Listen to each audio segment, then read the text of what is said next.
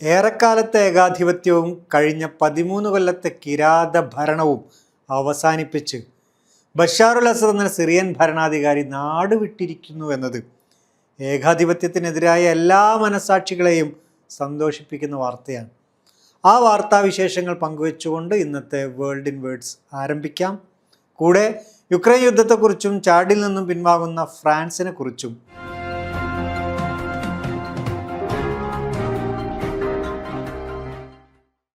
Damascus നഗരം മോചിപ്പിക്കപ്പെട്ടിരിക്കുന്നു. ഏകാധിപതി ബഷാറുൽ അസദിൻ്റെ ഭരണം തകർന്നിരിക്കുന്നു.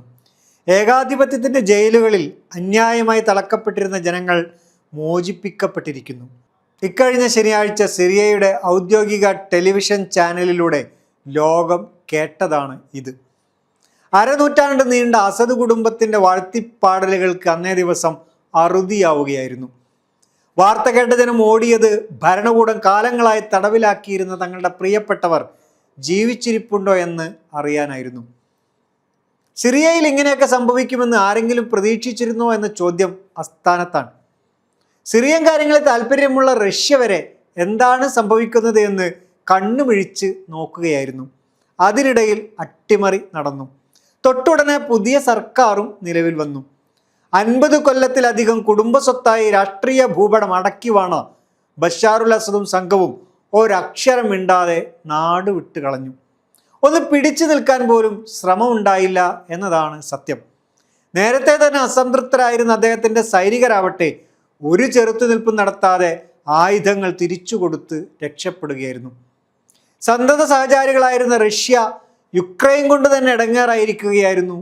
Iran ആവട്ടെ ഫലസ്തീനിലും ലബനാനിലുമുള്ള പോരാട്ടങ്ങളെ കൊണ്ടും ബുദ്ധിമുട്ടിലായിരുന്നു. 2001 ബഷാറുൽ അസദ് സിറിയയിൽ അധികാരം പിടിച്ചത്. ബാത്ത് പാർട്ടി ഭരിക്കാൻ തുടങ്ങിയിട്ട് അരനൂറ്റാണ്ട് കഴിഞ്ഞിട്ടുമുണ്ട്. അന്ന് സിറിയയിൽ നടന്ന ഭരണകൂട വിരുദ്ധ പ്രക്ഷോഭം രാജ്യദ്രോഹപരം എന്ന് വിലയിരുത്തിയവരെല്ലാം അസദിനൊപ്പം ചേർന്നു. അട്ടിമറി ശ്രമങ്ങൾ അടിച്ചമർത്തി ധീരനായി അസദ് മാറി. രാസായുധങ്ങളും മറ്റും ഉപയോഗിച്ച് ആ മുന്നേറ്റത്തെ അടിച്ചമർത്തി സ്റ്റാറായി ഭരണകൂടമായി മാറി.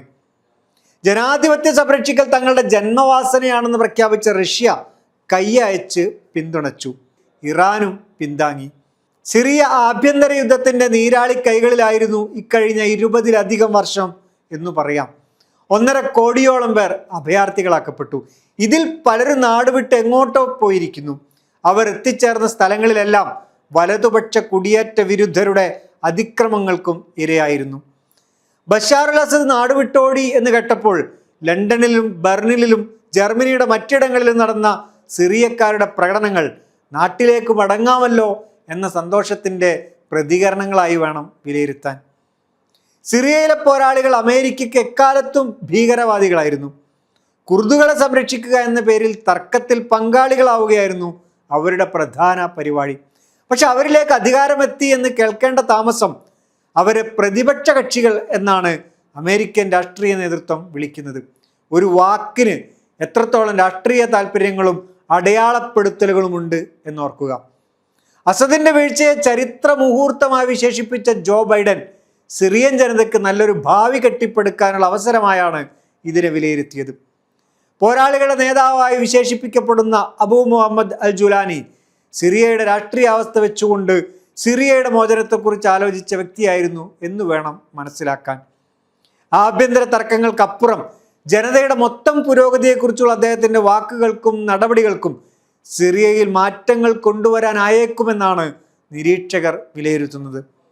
അസദിൻ്റെ ഭരണത്തിൽ നിശബ്ദതയായിരുന്നു സിറിയയുടെ മുഖമുദ്ര. എതിർത്തവരെല്ലാം തടവറകളിലേക്കോ ശ്മശാനങ്ങളിലേക്കോ ആനയിക്കപ്പെട്ടു. ഭൂഗർഭ ജയിലുകളായിരുന്നു ഇവിടുത്തെ പ്രത്യേകത. മിക്കവാറും ആളുകൾ പിന്നീട് മടങ്ങി വന്നില്ല.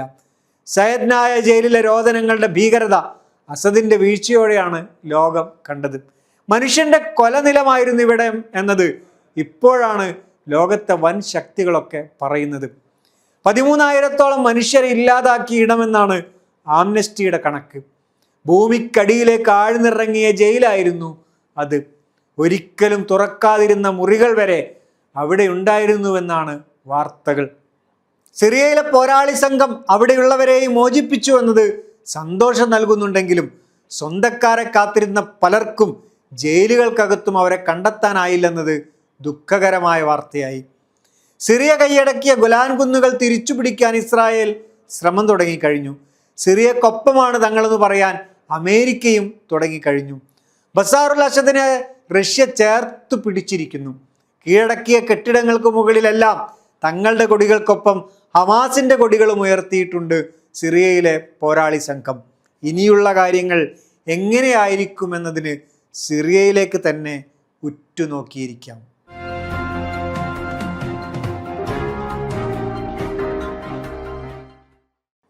യുക്രൈനും റഷ്യയും പോരടിക്കാൻ തുടങ്ങിയിട്ട് 3 വർഷമാകാൻ പോകുന്നു. അതിനിടയിൽ ഇതാദ്യമായി പട്ടാളക്കാർ കൊല്ലപ്പെട്ടതിൻ്റെയും പരിക്കേറ്റതിൻ്റെയും കണക്ക് വ്ളാഡിമിർ സെലൻസ്കി പുറത്തുവിട്ടിരിക്കുന്നു. അതായത് ഏകദേശം 43,000 യുക്രൈൻ പട്ടാളക്കാർ കൊല്ലപ്പെട്ടു എന്നാണ് സെലൻസ്കി പറയുന്നത്. പരിക്കേറ്റവരുടെ എണ്ണം 4 ലക്ഷത്തിനടുത്തും വരും. അതേസമയം പരിക്കേറ്റ സൈനികരിൽ ഭൂരിഭാഗവും തിരിച്ച് യുദ്ധത്തിലേക്ക് കടന്നിട്ടുണ്ട് എന്നാണ് സെലൻസ്കിയുടെ വെളിപ്പെടുത്തൽ. അമേരിക്ക കഴിഞ്ഞ ആഗസ്റ്റിൽ പുറത്തുവിട്ട കണക്ക് ഏതായാലും ഇതിനേക്കാളൊക്കെ അധികമാണ്. ഇപ്പോഴത് അതിനേക്കാൾ കൂടിയിട്ടും ഉണ്ടാകണം. പ്രസിഡന്റ് കസാരയിൽ ഇരിക്കുന്നതിന് മുമ്പ് ട്രംപ് പറഞ്ഞത് യുക്രൈന് 4 ലക്ഷം സൈനികരെയും റഷ്യക്ക് 6 ലക്ഷം സൈനികരെയും നഷ്ടപ്പെട്ടിട്ടുണ്ട് എന്നാണ്. റഷ്യൻ പ്രസിഡന്റിനോട് സമാധാന ചർച്ചയ്ക്ക് ആഹ്വാനം ചെയ്തുകൊണ്ടായിരുന്നു ട്രംപിന്റെ ഈ കണക്കു നിരത്തൽ. സെലൻസ്കിയുമായി ട്രംപ് ഇതിനിടെ കൂടിക്കാഴ്ചയും നടത്തിയിരുന്നു. സമാധാനമായിരുന്നു ചർച്ചാ വിഷയമെങ്കിലും നീതിയോടെയുള്ള ഒരു സമാധാനത്തിന് യുക്രൈൻ വഴങ്ങുമെന്നാണ് റിപ്പോർട്ടുകൾ സൂചിപ്പിക്കുന്നത്. അതേസമയം സമാധാനത്തിന് തയ്യാറായില്ലെങ്കിൽ യുക്രൈനുള്ള സഹായങ്ങൾ നിർത്തിവെക്കുമെന്ന ഭീഷണി അമേരിക്ക ഉയർത്തിയിട്ടുണ്ട്.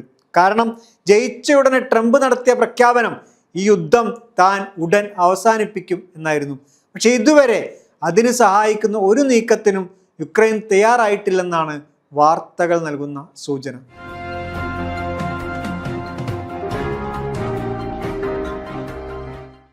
ചാഡിൽ നിന്നും പട്ടാളത്തെ പിൻവലിക്കാൻ തീരുമാനിച്ച് ഫ്രാൻസ്. പിന്മാറ്റത്തിന്റെ ആദ്യഘട്ടം തുടങ്ങിയതായി ആഫ്രിക്കൻ വിദേശകാര്യ മന്ത്രാലയമാണ് വെളിപ്പെടുത്തിയത്. കണക്കനുസരിച്ച് ഏകദേശം 2000-ഓളം ഫ്രഞ്ച് സൈനികർ ചാഡിലുണ്ട്. നേരത്തെ 2 രാജ്യങ്ങളും ചേർന്നുണ്ടാക്കിയ സമയക്രമം അനുസരിച്ചാണ് ഈ പിൻവാങ്ങൽ നടക്കുന്നത്. ആദ്യഘട്ടം എന്ന നിലയ്ക്ക് ഫ്രാൻസിന്റെ യുദ്ധജെറ്റുകളാണ് പിൻവാങ്ങുക. ഇക്കഴിഞ്ഞ നവംബർ ആദ്യത്തിലാണ് ഫ്രാൻസുമായുള്ള തങ്ങളുടെ സുരക്ഷാ പ്രതിരോധ കരാറുകളിൽ നിന്നൊക്കെ ചാഡ് പിന്മാറിയത്. പക്ഷേ ഫ്രാൻസിലെ പത്രങ്ങൾക്കൊന്നും ഇക്കാര്യം പിടിച്ചിട്ടില്ല. ഫ്രാൻസിന്റെ മുഖത്ത് കിട്ടിയ അടിയാണിത് എന്നാണ് ഒരു പത്രം വാർത്ത കൊടുത്തത്. കാരണം പടിഞ്ഞാറൻ ആഫ്രിക്കയിൽ ചാഡിനെ കൂടി വിട്ടാൽ ഫ്രാൻസിന്റെ കാര്യം കട്ടപ്പുകയാണ്. കാരണം നേരത്തെ തന്നെ നൈജർ, മാലി, ബുർക്കിന ഫാസോ എന്നിവിടങ്ങളിൽ നിന്നെല്ലാം ഫ്രാൻസിന് സൈന്യത്തെ പിൻവലിക്കേണ്ടി വന്നിരുന്നു. നന്ദി.